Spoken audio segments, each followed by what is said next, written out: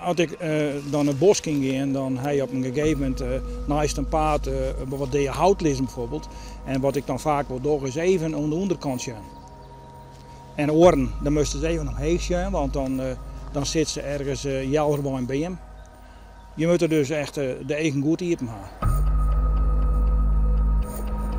Ik ben Gosse Haga en ik ben 21 hier en ik ben gek op paddenstoelen.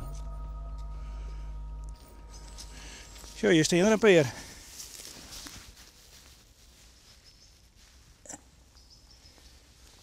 En die moet nog komen.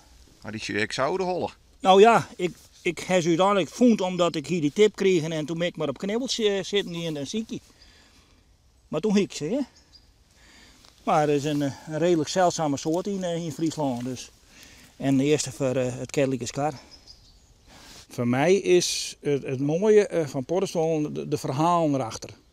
Natuurlijk de namen, maar ik van nou, hoe ze leven en wat hun voorkeuren binnen. Want er zijn paddenstoelen die hebben een heel specifieke voorkeur en die vind je nergens dan alleen nog maar daar, zou ik maar zeggen. En ik hoe het meesten vroeger met paddenstoelen omgingen. We kennen woorden als heksenkring en duivelsei. Nou, dat is net uit de loft komen vallen, want meesten die zeggen vroeger wat de patje in de paddenstoelen aan.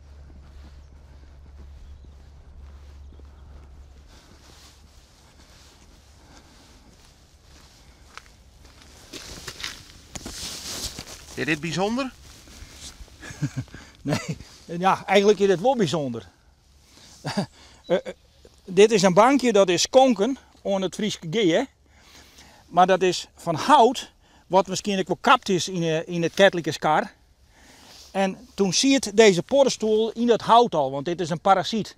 Dus die heeft die BND maken, hij het hout verzagen, hij ze een bankje van maken. En zo daar in het hout zit die parasiet nog steeds in, dan maakt het er zelfs een paddenstoel.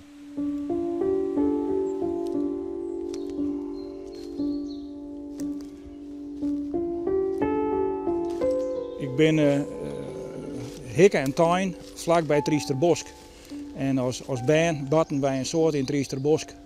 En dan leer je een hele grote dingen kennen. Onder andere vogels en nesten vinden van vogels. En later, ja, dan heb je in een opleiding kom je meisjes in die er een hele protte van weten. En ik begeister binnen met de natuur. En dat slaagt oer. Nou, en zag je het verder. Ja, het is, ik zou haast zeggen, geestelijk zeer ontspannend. Je kan er echt, nou ja, je kan er rustig van worden. Je kan er goed werk van worden als je lekker aan het banjeren bent. Maar het docht mens wel goed. Ja, de natuur in. En dan toevallig paddenstoelen.